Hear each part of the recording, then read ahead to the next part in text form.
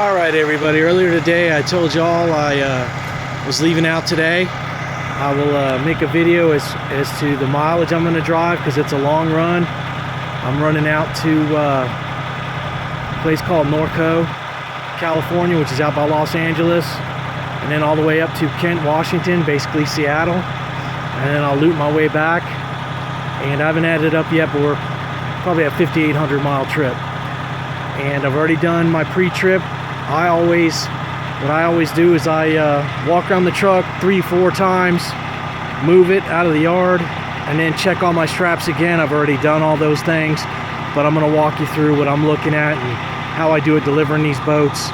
This time we've got Malibu boats, very expensive boats, very similar to Mastercraft as far as the price point, very high end, very nice, high quality boats. I shouldn't have to say it, but it's an expensive load.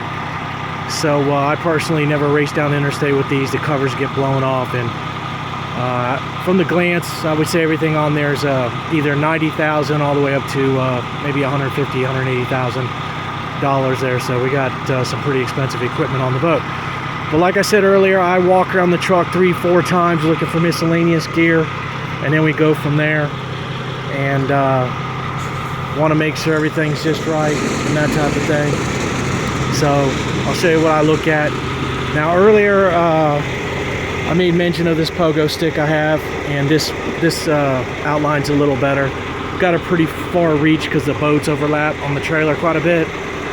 So the pogo stick elevates my air lines, and then I go ahead and use a bungee to get it up on the trailer there and to keep everything clean and out of the way. And ideally nothing's supposed to be rubbing on the truck anyway.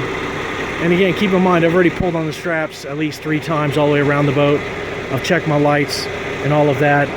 All of my straps are on a higher end boat. You can see they're doubled up, and I've made sure those are tight, and I will have to do load checks constantly. What I'll do is I'll drive about probably about 100 miles down the road, get some fuel, top off, and then I will obviously check all the boats again, because these things do have a tendency to move a little bit, and they're going to all need to be retightened. Also part of my pre-trip. I've already done it, but I don't know why, but I'm always nervous. I'll get up under there and make sure that's latched properly at least 3 times before I go ahead and hit the road today. Before I get on the interstate, the last thing anybody needs is the trailer coming unlatched from the truck. And just kind of step back. I've already checked my straps, as I said. I walk around the boat. I'm checking all my lights.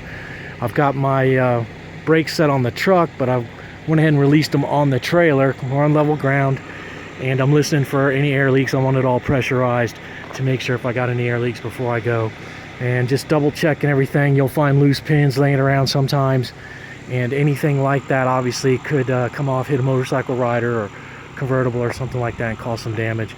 And I'm just giving you a walk around, and I'm also looking because you never know, I could have missed something. And everything looks good. I've already checked my tires. I've checked my airbags in my trailers. And this is a better view with the sun not in your face. And again, you can see how it's all spider webbed out. And these boats on the high end weigh about 6,000 pounds. So you got quite a bit of weight on this erector set that the boat guys use. And each one of these bars get taken down. We take the boats off, and then we get a new load. It's rebuilt again. Literally, it's an erector set, and then you restrap everything down according to where the erector set has to be set up, and then you stow it all and strap it all down and all of that. But it's a lot of work. I'd recommend having some flatbed experience. I did before I came to this. Specialized hauling, a lot more responsibility. Load's not as heavy, but your average load on this type could be 400,000 and up as far as what the product is worth.